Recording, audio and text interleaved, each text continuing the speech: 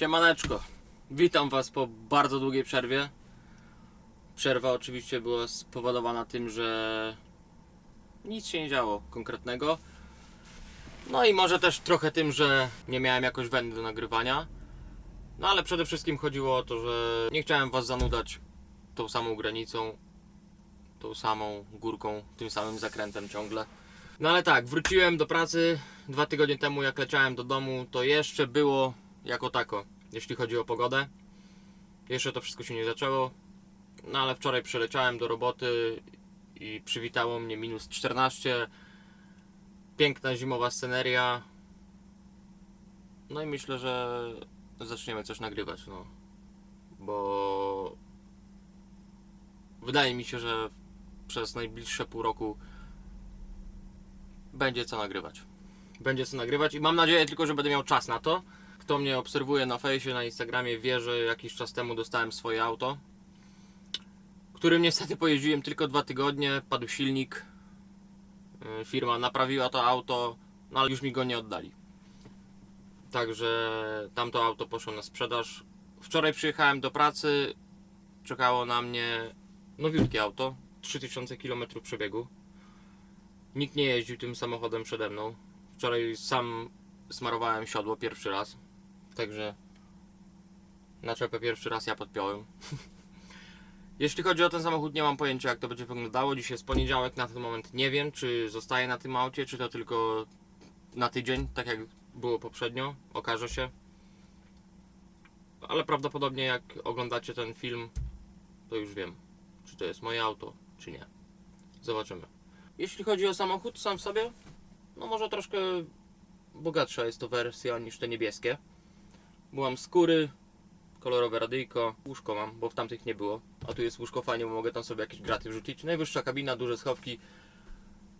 Mikrofala, ekspres do kawy. Minusem jest to, że nie mam przetwornicy, ale jeśli to będzie mój samochód, to na pewno sobie taką załatwię. Poproszę, że jej potrzebuję, bo mam teraz pod zapalniczkę taką. Ale jak mówię, jak zostanę na tym samochodzie, to poproszę, żeby mi zamontowali normalną przetwornicę gdzieś tam w schowku. Nagłośnienie jest fajne, na pewno jest coś bogatszego niż w tamtych niebieskich, bo naprawdę fajnie to gra. I tyle, no nic więcej. Bugi 540, tamten co jeździłem, ten KH auto, to był tandem, czyli miałem 2 mosty pędne. Tu jest jeden, jest to bugi, czyli ostatnia oś się podnosi. Ostatnia oś jest na bliźniaku, także bardziej stabilnie się czuję na drodze i no fajne autko, bo nowe, nie? Wszystko co nowe jest zajebiste, to musicie się ze mną zgodzić, no. No ale zobaczymy, na ten moment nie wiem, jak długo zostanę na tym samochodzie. Okaże się. Odnośnie mojej roboty, wczoraj ruszyłem z bazy, wziąłem naczepę, na której są załadowane śmiecioszki. Jednak nie do końca jest to normalne zlecenie, bo na naczepie jest może 6-7 ton śmieci. I tutaj jest tak, że na początku są śmieci, na środku ich nie ma, na końcu są znowu, coś się spierdoliło. A zresztą zaraz pójdziemy do naczepy. To wam pokażę. Autko prezentuje się tak. Nowe jest piękne, pamiętajcie. Opony Continental. Fajnie, bo jest w plastikach. Czekajcie, rękawicę wezmę.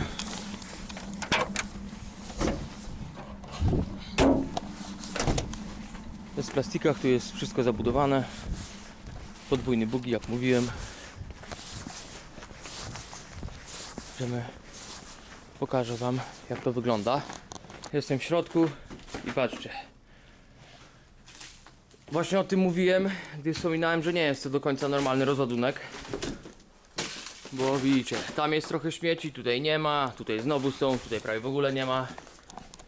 Kilka tygodni temu, no coś takiego, tydzień, może 2 temu nawet, przyjechał inny kierowca z tą naczepą z pełną śmieci. No i podczas rozładunku coś się spierdoliło. I udało się tylko tyle rozładować, on z tym pojechał stąd, naczepę naprawili. No ale stała 2 tygodnie na tych mrozach. I naprawdę, wiecie, to jest zamarznięte. I mam lekkie obawy, czy to w ogóle pójdzie. Patrzcie, jaka jest podłoga zmarznięta. Mam nadzieję, że ruszy podłoga. No zobaczymy.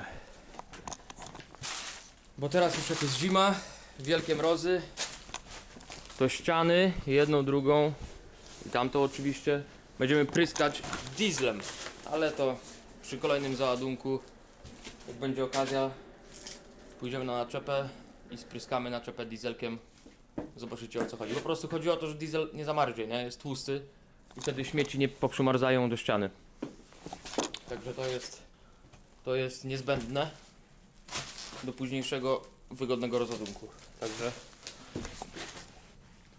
no będzie się działo, będzie się działo. A na ten moment co? Tu jestem od 9. Miałem to rozładować rano, jechać się ładować deską i na takiej wypizdowie jedziemy, że pala się nie mieści. No ale nieważne, na razie jestem nadal załadowany, muszę to rozładować. Ale od 9 czekam na papiery.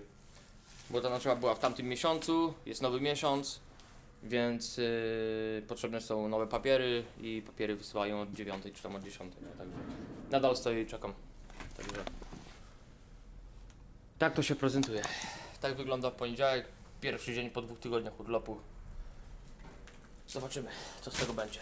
W ogóle jak tu przyjechałem, to tam do biura się na górę idzie po schodach i zobaczyłem, jak naczepa z góry wygląda, jak wygląda dach. No i dobrze, że to zrobiłem, bo teraz jak jest mróz, to może by się nic nie stało, ale gdyby przyszła odwilż i by zaczęło wszystko odmarzać na dachu, to patrzcie, co by mi zaczęło spadać, nie, z góry. No już przymarzło. Ja to wszystko, jakieś 40 minut mi to zajęło, żeby skuć cały dach i podrzucać te kawałki lodu, nie? Także fajnie. Dobrze, że to zauważyłem, bo byłaby lipa niesamowita, gdyby coś takiego spadło komuś na samochód, na drodze. Masakra. Zabić można kogoś. Jest 11 listopad i mogę śmiało powiedzieć, że czas się żegnać z asfaltem i z fajną pogodą na jakieś pół roku. Tak będzie. No i było tak jak, kurwa, było tak jak podejrzewałem. Trochę wypadło, trochę zostało. Dziewczyna przed chwilą przyjechała takim szpikulcem od boku, mi to wybijała. Ile dała radę, tyle wyciągnęła, a reszta szczota. Boję się o te plastiki teraz, jak będę stąd wyjeżdżał. No ale kurwa. No co? Życie. Zmienili mi troszkę robotę. Miałem ładować w Kagę deseczkę tam na wyspę. No ale z tego tytułu, że spędziłem na spalarni 6 godzin dzisiaj. Ze względu na to, że czekałem te papiery, później te śmieci przymarzły. Szkoda gadać. Zmienili mi robotę. Lecę do Mali, tam ładuję deseczkę jutro rano. No i lecimy do Narvika i Harstadu. 2 miejsca mam. No i stamtąd na 1,000,000%, znaczy na 1,000,000,000. Ręki nie dam obciąć, ale bardzo jest prawdopodobne to, że będę ładował w Sortland. Także spoczko. W ogóle patrzcie, teraz tankowałem się na Cirklu, brałem kawkę i tak z ciekawości wszedłem sobie tutaj w radyjko. W ogóle dowiedziałem się, że jest na full dotyku. To jest zajebiste. Nie wiedziałem o tym, kurwa. Czekajcie, pyk. Tutaj show map. O! Nawigacja jest na mapach TomToma. No jakoś to działa. Ogólnie nawigacji nie używam już od kilku miesięcy, bo po prostu uważam, że nie jest mi do niczego potrzebna tutaj ona. Te drogi się pamięta, a ich za wiele tutaj nie ma. Także tylko w jakiś tam, jak się dojeżdża gdzieś do miast, dojeżdżam na rozładunki, tam gdzie jeszcze nie byłem, to wtedy mapy Google wjeżdżają, a tak to bez nawigacji latam. No ale to z ciekawości takie testy sobie zrobiłem tego. No, ładnie to wygląda. Na dzisiaj jeszcze 42 km. Dojeżdżam tylko do Mali, tam robimy pauzę, jutro ładuję się o 7 rano. Załaduję deseczkę i lecimy. Tam do celu będzie jakieś 600. Do celu będzie 600, wlecimy, pojedziemy na granicę Bjornfell. Ja już znacie z jakiegoś odcinka, który był wcześniej. No tylko teraz ją zobaczycie w białej scenerii. I na pewno będzie ciekawiej niż wtedy. A tu jak widzicie, ubity śnieg, biała droga, no ale leci się. Nie jest źle. Nie ma tragedii.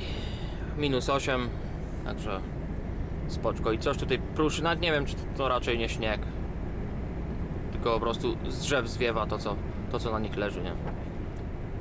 Tutaj góreczka. Trzeba troszkę przyhamować.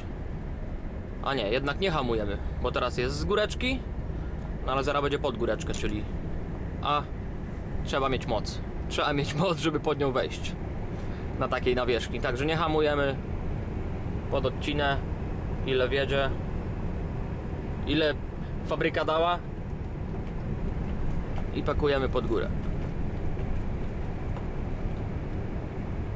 Jak moja mamusia zawsze powtarzała i dalej powtarza, tylko spokój cię uratuje, to tutaj mam nowe motto, tylko prędkość pod odcięcie cię uratuje. Jeśli to oczywiście możliwe, no. Bo nie zawsze jest góra prosta, czasem jest oczywiście góra z zakrętami. No ta akurat jest praktycznie na wprost, także można sobie na odcięciu lecieć pod nią. No a nie ma co ukrywać, trzeba na te górki trzeba wjeżdżać z pędem, także maksymalnie jaka prędkość się uda rozwinąć, taką trzeba mieć no i atakować pod te góry. Właśnie się poładowałem, kawka się robi i lecimy. Papiery mi właśnie przywiózł, muszę tylko wyjść, zrobić coś, bez czego nie da się jeździć. Oj, dzień dobry. Dzień dobry. O, to jest przejebane. Mimo tego, że nawiew na szybę, na haj, to i tak jest chujnia, marźniak, jebnięte. I średnio co 50 km trzeba się zatrzymać i... Znaczy to zależy jak... 50 km to powiedziałem. Tak o kurwa, żeby wam powiedzieć. Zależy jaka pogoda. Jak jebie srogo mrozem i srogo śniegiem, to i co 10 minut trzeba się zatrzymać. Czaicie? Chujatka, ale na chwilę chociaż będzie lepiej. Oła. I widzicie, tak jak pogoda, jak widać, aura zimowa 100%. Załadowałem 16 paczek. Przód mam do Narvika, tył mam do Harstadu. Nie, na odwrót, kurwa. Przód jest Harstad, tył jest Narvik. Bo Narvik pierwszy zrzucam. Także lecimy na Bjortfell. Tyle. Lecimy. Aktualnie największym moim problemem jest to, że co 15 minut muszę się zatrzymywać, tak jak przed chwilką, i odkuwać z lodu wycieraczki. Mimo to, że tu mam wszystko tak jak być powinno. Jest piekarnik w środku niesamowity. Szyba musi być uchylona, mimo to, że jest minus 10. Ale i tak zamarzają. Mam nadzieję, że w końcu przestanie padać ten śnieg, bo jak póki co od rana sypie. I najgorzej zawsze mi najpierw zamarza w tym miejscu. Idealnie tu, gdzie patrzę, nie? Gówno. A tam nic, kurwa. Wolałbym, żeby tam zamarzało niż tu. No ale cóż. Nie można wszystkiego mieć. Wylecimy do Gallivare. Tam się zatankujemy. No i ogień na granicę. Plan jest taki, żeby dojechać dzisiaj do Narvika. W lato mi się udawało to normalnie, z Mali do Narvika dolecieć, bo tam jest 613 km chyba. No, mam nadzieję, że w zimę też będzie mi się to udawało. Także zobaczymy. Kurwa, mister, środkiem? Serio? Powiem wam szczerze, że miałem sobie w Polsce kupić teraz wideo i rejestrator i zapomniałem. Ale naprawdę chciałbym go tam mieć. Po prostu dla własnego bezpieczeństwa, żeby w jakiejś tam dziwnej odpukać sytuacji móc się wybronić, jeśli to nie byłaby rzeczywiście moja wina, nie? Nie mam pojęcia, jak widzicie to, co ja. Mam nadzieję, że w miarę dobrze. No ale nawet mi przez myśl teraz nie przechodzi to, żeby wziąć kamerę do ręki. Nie jest źle. Myślałem, że będzie gorzej. Znaczy, na razie. Dopiero zaczynam zjeżdżać z Bjorfeldu. Odprawiłem się przed chwilą. No i co? I dzisiaj jest plan, żeby dojechać do Narvika, ale to już chyba wam mówiłem. Zmienić te światła, kurwo. Z kamperem, no serio, wariacie. Także dzisiaj do Narvika tylko lecimy, bo naprzeciwko stacji, na której będę nocował, mam rozładunek, także spoczko. No i tak to wygląda. Już jak stąd zjedziemy tam do litery T i w prawo, będzie git, aby się tam dostać. Właśnie to jest to, co mówiłem już dawno temu, To jest właśnie najgorsze w tej granicy, to co widzicie teraz, ten wiatr, który właśnie z boku wieje. To jest właśnie najgorsze w tym zjeździe i podjeździe, na tym odcinku. Strasznie wieje. Zresztą jak widzicie sami, jak zawiewa, jakie zaspy są. Kurwa mać.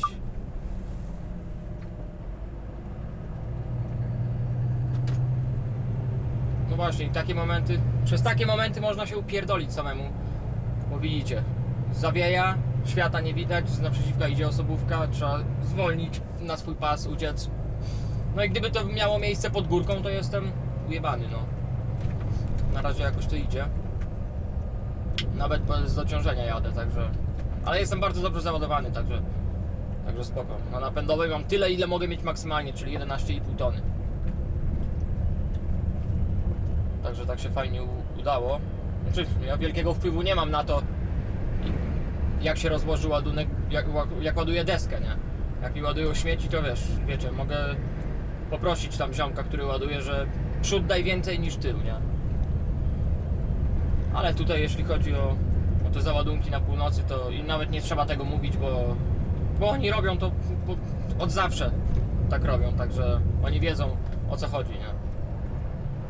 Ale są też wyjątki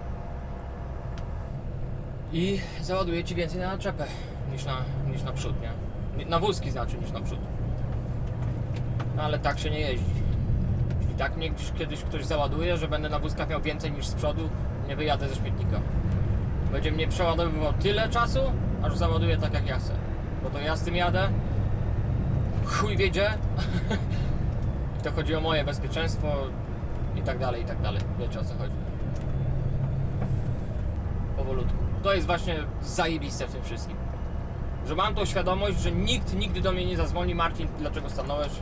Marcin, dlaczego jedziesz 60, jak możesz 80? Na te śmieci nikt nie czeka. Na deski też nikt nie czeka. Jest po prostu powiedziane: masz dojechać bezpiecznie, nieważne czy to będzie wtorek czy środa. Dojedź bezpiecznie z punktu A do punktu B. To jest twoja misja i tego się trzymajmy. Bez pośpiechu. Jak można, to można. Jak nie można, to nie można. Proste. A kto umarł, ten nie żyje, kurwa, no tak. I to, że dzisiaj wygląda tak granica, to wierzcie mi na słowo, nie znaczy nic. Jutro, za 5 godzin tu może być taka kurwa masakra, że będą konwoje. Naprawdę, tu pogoda, zresztą jak sami widzieliście już na poprzednich odcinkach, tu pogoda się kurwa zmienia co 15 sekund, no. Co 15 minut potrafi być co innego zupełnie, nie? Kurwa, i się zagadałem, a to jest ta górka, o której mówiłem.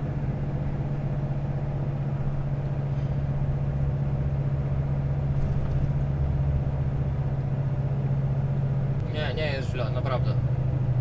Byłem przekonany wręcz, że będzie gorzej, o wiele gorzej, a tu tak jest wyskrobane, że lód bo lód, ale jest spoko. Najważniejsze, że jest mróz.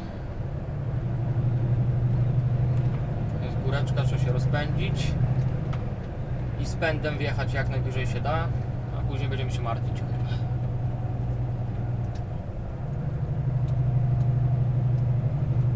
Bardzo się cieszę, że przyjechałem w maju tutaj i przez te pół roku poznałem bardzo dużo dróg, no. Znaczy bardzo dużo. Poznałem te drogi, które powinienem poznać, no. Tego teraz jak teraz zjeżdżam Björnfeldem, wiem, czego się mogę spodziewać, jeśli chodzi o drogę. Pamiętam mniej więcej, która górka gdzie jest, a to wierzcie mi, osoba bardzo pomaga. Bo wiem, że za tym zakrętem będę musiał zaraz zredukować, wrzucić sobie dociążenie i wiem, że będzie pizda pod górę srogo, nie? Także tak to wygląda.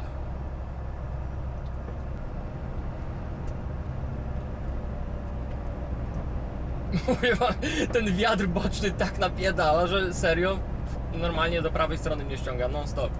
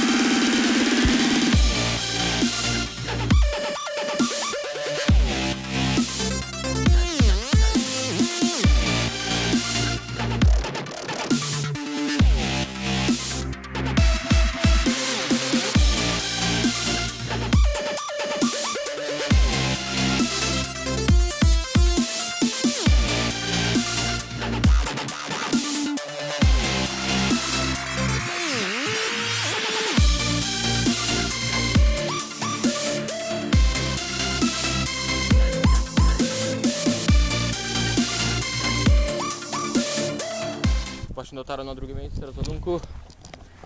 Powiem wam, że mrozu w ogóle nie ma, jest 0 plus 1.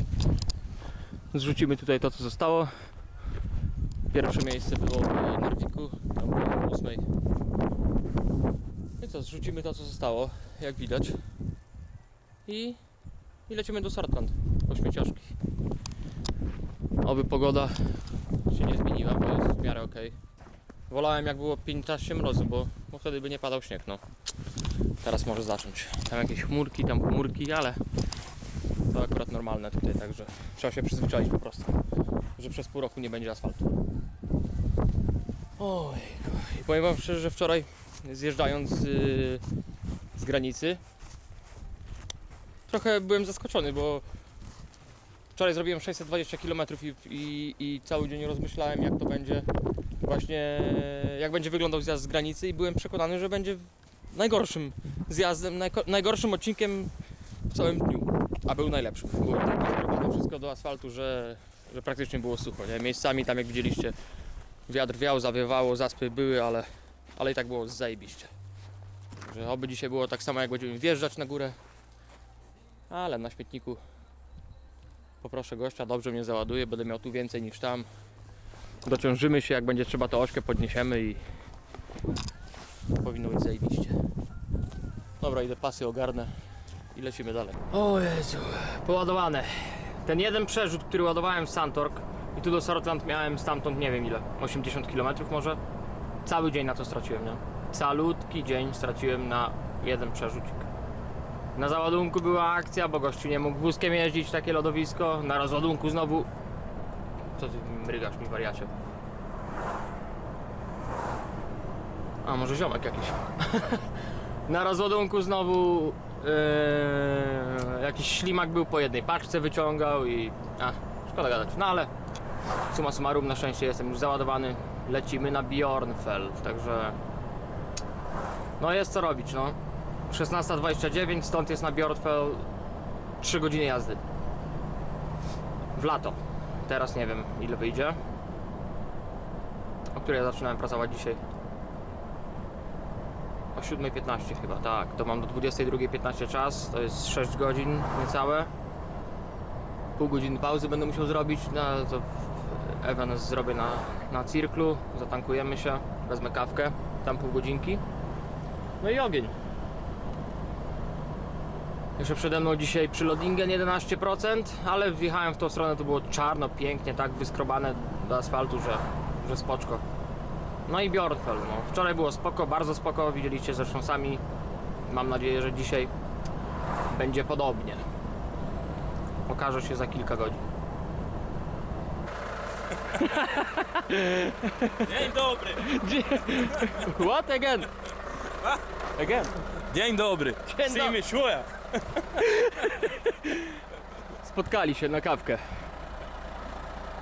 Tu są porządne maszyny. Tego znacie, ale patrzcie tutaj. Tego nie znacie. The best track in the company.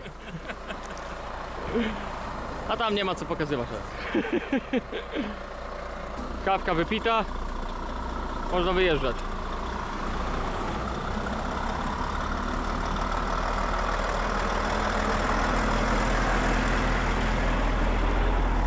Jeden pojechał. Będzie drugi.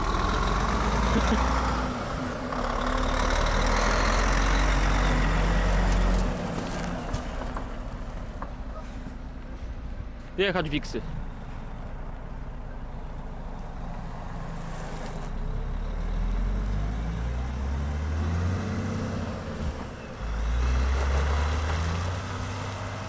Posied! No, także kawkę wypiliśmy. Chłopaki pojechali, mi jeszcze 15 minut myślę pauzy i też będę uciekał. Będę uciekał, bo nie ma co tu stać. Pięknie się prezentuje, nie? Muszę poprosić, żeby na górze, na globie znalazł się napis VIP. Jeszcze. To w ogóle będzie zajebiście. Wszystko do zrobienia. A się stanąłem sobie na 15 minut. Nie musiałem, ale dogoniłem takiego jednego pana, który mi ściemniał, 70 na godzinę jechał. Mówię, bez sensu, tylko mi szybę brudzi. Także zajeżdżam, kanapeczkę zjem. No i lecimy. 3:15 jeszcze i pauza. Jadę wyrzucić śmieciochy do Boden. Później lecę do Kagę, załadować dechę. No i ta decha jest dopiero na poniedziałek, a dzisiaj jest czwartek. Także dzisiaj załaduję, lecę już na bazę i mam weekend. Mam weekendzik. Z tym, że ten weekend zaczyna się w piątek i kończy się, na dobrą sprawę się zaczyna już dzisiaj wieczorem. No ale z tego tytułu, że szybciej się zaczyna, to szybciej się kończy. Więc stanę dzisiaj wieczorem i ruszam w niedzielę rano o 9, 10. W poniedziałek rano muszę być w Tromsø z pełnym czasem, także szybciutki weekend. Jutro jest akcja kolec. Jutro jest akcja kolec. Będziemy zakuwać auto.